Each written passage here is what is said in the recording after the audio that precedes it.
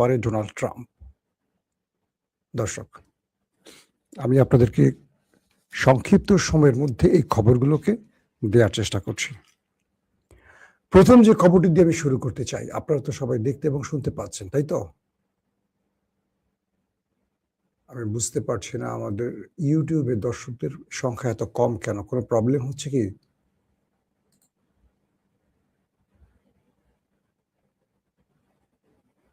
আপনারা কি শুনতে এবং দেখতে পাচ্ছেন ক্লিয়ার? আমাকে একটু কমেন্ট করবেন, কোনো প্রবলেম থাকলে আমাকে জানাবেন। দর্শক, অনেকেই প্রশ্ন করেছেন মুস্তফা খামেনি বেঁচে আছেন কিনা। জি, মুস্তফা খামেনির প্রসঙ্গটা আমি আজকের খবরে জানাবো। আমি তাহলে প্রথমে মুস্তফা খামেনির বিষয়টি দিয়ে লাইভটা শুরু করি। সমস্যা হলো যারা এখন ঢোকেনি লাইভে তারা পরবর্তী সেই প্রশ্নগুলি আবার আমাকে করবেন।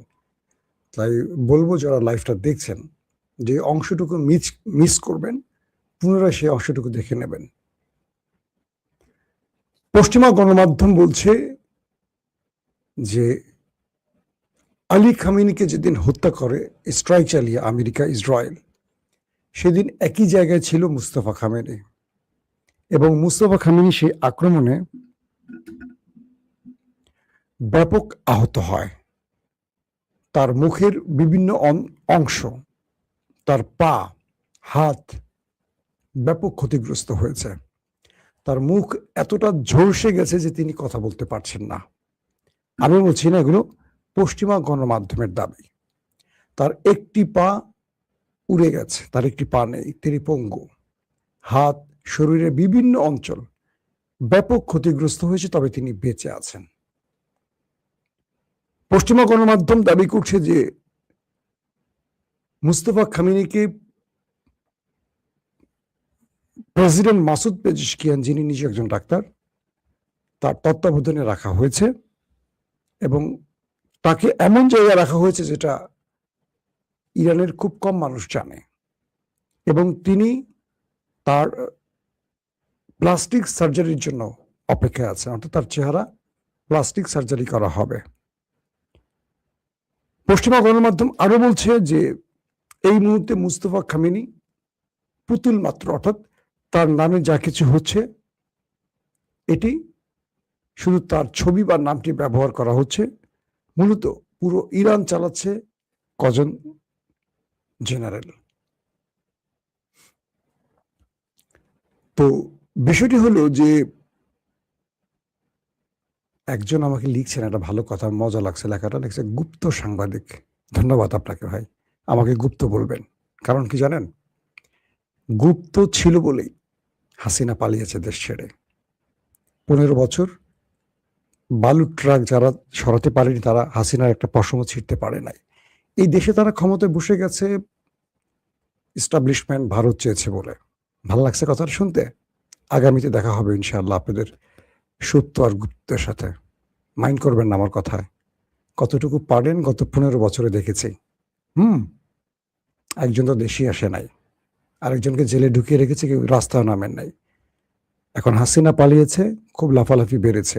লজ্জা করেন আপনাদের ভাই? হাসি মুখে বললাম, কষ্ট পেয়েছেন?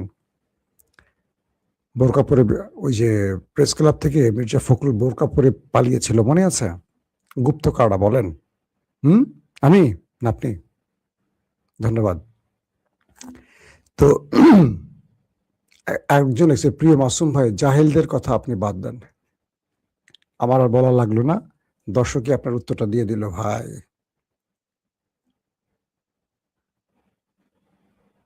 আমাকে নোবেল দেওয়া উচিত, আরেক ভাই লিখছেন, ধন্যবাদ। তো বলা হচ্ছে, পশ্চিমা গণমাধ্যমগুলো আরো বলছে যে কয়েকজন জেনারেল মূলত ইরান চালাচ্ছে, মুস্তফা খামেনি এই মুহূর্তে চালাচ্ছেন না। আমি বলছি যে এই কথাগুলো পশ্চিমা গণমাধ্যম সত্য না মিথ্যা বলছে, তার দুটো প্রেক্ষাপট যদি আমি উদ্দেশ্য করে বলি আপনাদের। এরকম মূলত ডোনাল্ড ট্রাম্প এবং ইসরায়েল মুস্তফা খামেনিকে হন্য হয়ে খুঁজছেন। তারা চাচ্ছেন যে কোনোভাবে মুস্তফা খামেনির অবস্থান জানার জন্য, কারণ তাদের সবচেয়ে বড় টার্গেট এখন মুস্তফা খামেনি। তো পশ্চিমা গণমাধ্যম এই সংবাদগুলো করার পেছনে উদ্দেশ্য দুটো হতে পারে। এক, তারা যা বলেছেন সত্য বলেছেন। দুই,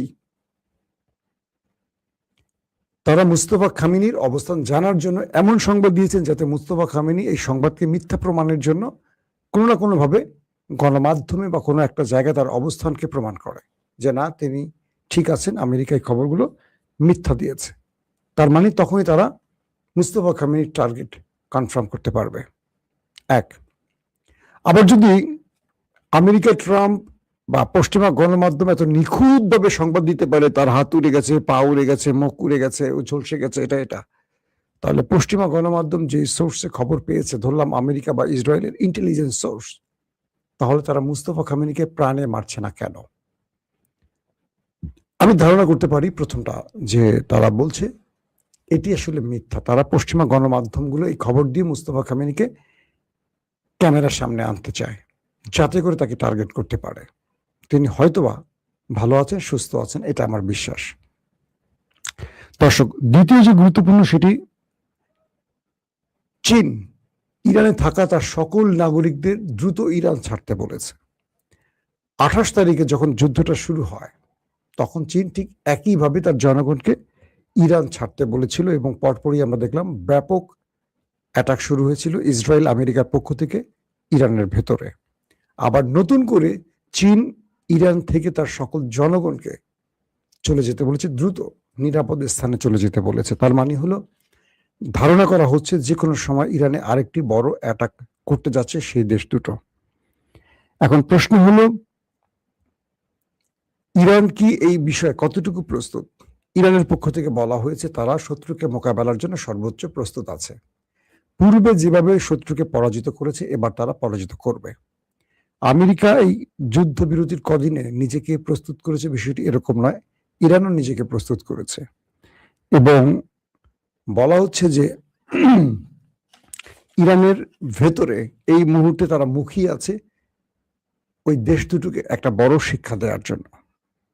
যেমন ধরেন, আমেরিকা ইরানে যে আক্রমণ করবে, তার আরেকটি সিমটম পাওয়া গেছে।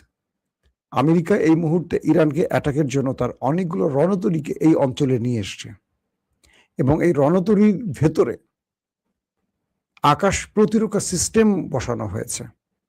বলা হচ্ছে আমেরিকার 3টি রণতরী এই যুদ্ধের জন্য প্রস্তুতি নিয়ে এসছে। এর মধ্যে একটি অ্যারাবিয়ান সিতে অবস্থান করছে, এবং অ্যারাবিয়ান সি থেকে এই যুদ্ধ পরিচালনা করবে সেই রণতরীটি। দ্বিতীয় রণতরীটি আছে রেড সিতে, এবং সেখান থেকে ইরানের বিরুদ্ধে লড়বে, বা সেই রণতরী থেকে কন্ট্রোল করা হবে যুদ্ধ বিমান, ড্রোন সহ যেই বিশাল বাহিনীটা আছে, সেখান থেকে তারা ইরানের সাথে যুদ্ধ করবে। 3 নম্বর গ্রুপটি আছে ইসরায়েল নিকটবর্তী একটি অঞ্চলে, অর্থাৎ এখান থেকে একদিকে ইসরায়েলকে নিরাপত্তা দেওয়ার চেষ্টা করবে, এখানে কিন্তু আকাশ প্রতিরক্ষাটা বসানো হয়েছে। ইসরায়েল অঞ্চলে যে রণতরীটি আছে, মার্কিন রণতরী, এটার মধ্যে কিন্তু আকাশ প্রতিরক্ষা সিস্টেম বসানো হয়েছে, এবং এখান থেকে একদিকে ইসরায়েলকে রক্ষা করার চেষ্টা করবে, অন্যদিকে ইরানের বিরুদ্ধে লড়াই করবে। তো সবকিছু মিলে এইটুকু বোঝা যাচ্ছে আমেরিকা ইরানের বিরুদ্ধে একটা বড় যুদ্ধের প্রস্তুতি নিচ্ছে। দর্শক, আমার ভিডিও কি আটকে গেছে? আমি দেখতে পাচ্ছি আটকে গেছি আমি। এখন কি হবে বলেন? এই জাতি তো আটকে গেছে।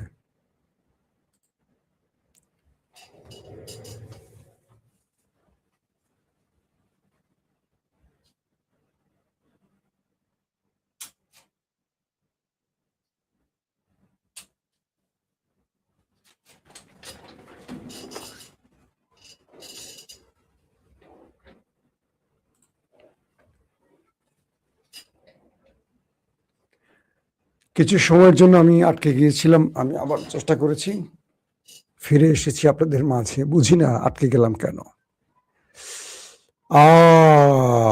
ধন্যবাদ। আমি কমেন্ট দেখতেছি আর হাসতেছি। তো শেষের দিকে গুপ্ত ভাইদের জন্য এক লাইন কথা বলবো, আপনারা ওয়েট করেন। হ্যাঁ সবাই। তো এখন বিষয়টি হলো যে ইরানকে অ্যাটাকের জন্য আমেরিকার অ্যাটাকিং হেলিকপ্টার, বিভিন্ন যুদ্ধ বিমান ইতিমধ্যে আরবে প্রবেশ করছে। বলা হচ্ছে সৌদি আরবের বেশ কিছু মার্কিন যুদ্ধ বিমানের আনাগোনা দেখা গেছে, এবং রিফুয়েলিং ট্যাঙ্কার বিমানেরও দেখা মিলেছে। বলা হচ্ছে যে এই যুদ্ধে আবারও আরবদের ব্যবহার করবে আমেরিকা, সেইভাবেই উড়ে আসছে একটার পর একটা যুদ্ধ বিমান আরবের বিভিন্ন দেশে, এবং সরাসরি বলা হয়েছে যে ইরান যদি এবার আক্রান্ত হয়, ইরান নিজেই বলে দিয়েছে যে তারা আরবকে এবার শক্ত জবাব দেবে, কারণ আরবরা যদি আমেরিকাকে ইরানে আক্রমণে তার ভূমি বা আকাশ ব্যবহারের সুযোগ দেয়, এটার জন্য কঠিন শিক্ষা পাবে এবার আরবরা। পূর্বে যা হয়েছে ইরান, তার চেয়ে ম্যাসিভ আকারে এবার আরবদের শিক্ষা দেবে, এবং সেই বিষয়টিও ইরানের পক্ষ থেকে ঘোষণা দেওয়া হয়েছে। ইরানের সরকারি টেলিভিশন বলেছে যে খুব শীঘ্রই ইরানের যে সরকারি টেলিভিশন, তারা খবর দিয়েছে আজকে যে কোনো সময় ইরানে বড় রকম আক্রমণ হতে যাচ্ছে। তার মানে আমি যে ইঙ্গিতটা দিচ্ছি সেই ইঙ্গিতের দিকেই যাচ্ছে শেষ পর্যন্ত সবকিছু। তার মানে যে কোনো সময় আপনারা শুনবেন ইরানে আক্রমণ শুরু হয়ে গেছে। আসেন, আর ইরান যে আরবের দেশগুলোকে উদ্দেশ্য করে বলছে, তার মধ্যে কাতার, কুয়েত, জর্দান, সৌদি আরব, আরব আমিরাত, এরা সবই আছে, এবং এদের মূল স্থানগুলোর টার্গেট করে লক করে রেখেছে ইরান। যদি আক্রান্ত হয়, আরবের কোন কোন জায়গাগুলোকে উড়িয়ে দিবে সেই বিষয়টিও ইরান ইতিমধ্যে কনফার্ম করে দিয়েছে। দর্শক, ইরানের পররাষ্ট্রমন্ত্রী আব্বাস আরাকচি শুক্রবার পাকিস্তানের ইসলামাবাদে আসবেন। হয়তোবা আমি যখন লাইভটি করছি তার অবস্থানটা এখন জানতে পারছি না, সর্বশেষ জেনেছি তিনি আসবেন। এরপর ওমান এবং তিনি রাশিয়া সফর করবেন, মস্কো এবং মাস্কাট। প্রশ্ন হলো, আব্বাস আরাকচি ইসলামাবাদে আসবেন সেটা ঠিক আছে, আমেরিকার সাথে হয়তো বসবেন, ওই দুটো দেশে যাবেন কেন? তার মানে হলো হরমুজ প্রণালীর একটা অঞ্চল হলো ইরানের, আরেকটা অঞ্চল মানে আরেকটা পাশ হলো ওমানের, এবং এই যুদ্ধে আরবের একমাত্র দেশ ওমান যারা ইরানের পাশে দায়িত্ব নিয়ে দাঁড়িয়েছিল এবং ইরানকে এখন পর্যন্ত সব রকম সহযোগিতা করছে, এবং ইরান ওমানে কোনো আক্রমণ করেনি। যারা ওমানে আমাদের বাংলাদেশি প্রবাসীরা আছে তাদের ভাগ্যটা ভালো। তো বলা হচ্ছে যে এই হরমুজ প্রণালী ইস্যুতে ওমানের সাথে ইরানের আলোচনা রয়েছে, এবং আমেরিকা ইসরায়েল যদি আবার নতুন করে ইরানে কোনো আগ্রাসন চালায়, সেক্ষেত্রে রাশিয়ার সাথে শেষ আলোচনাটা ইরানকে করতে হবে। তার মানে ইরান বুঝিয়ে দিচ্ছে আমেরিকাকে যে তোমার সাথে আমি আলোচনা করি, শেষ উত্তর দেব না। উত্তর দেওয়ার জন্য আমার আরো মিত্র বা বন্ধু আছে, তার মধ্যে রাশিয়া অন্যতম। অর্থাৎ আব্বাস আরাকচির এই সফরটি ছিল একটি দেশ, কেবল পাকিস্তান। হঠাৎ করে তার সফরে দুটো দেশ যুক্ত হয়ে গেল, ওমান এবং রাশিয়া। এতে করে আবার নতুন করে টেনশনে পড়ে গেছে আমেরিকা যে কেন আব্বাস আরাকচি এই দুটো দেশের সফরে যাচ্ছেন। দর্শক, আসেন সর্বশেষ যে খবরটি, হরমুজ প্রণালী থেকে বা এই অঞ্চল থেকে যে কোনো সময় পালাতে পারে ট্রাম্প, এই প্রসঙ্গে বলি। ওয়াশিংটন পোস্ট আজকে একটা দুর্দান্ত সংবাদ প্রচার করেছে, প্রতিবেদন দিয়েছে। ওয়াশিংটন পোস্ট কি ইরানের গণমাধ্যম নাকি ভাই? এটা হলো আমেরিকার গণমাধ্যম, খেয়াল করবেন। বলা হচ্ছে যে ট্রাম্প যে কোনো সময় এই অঞ্চল থেকে কেটে পড়বেন বা পালিয়ে যাবেন। কেন বলা হচ্ছে?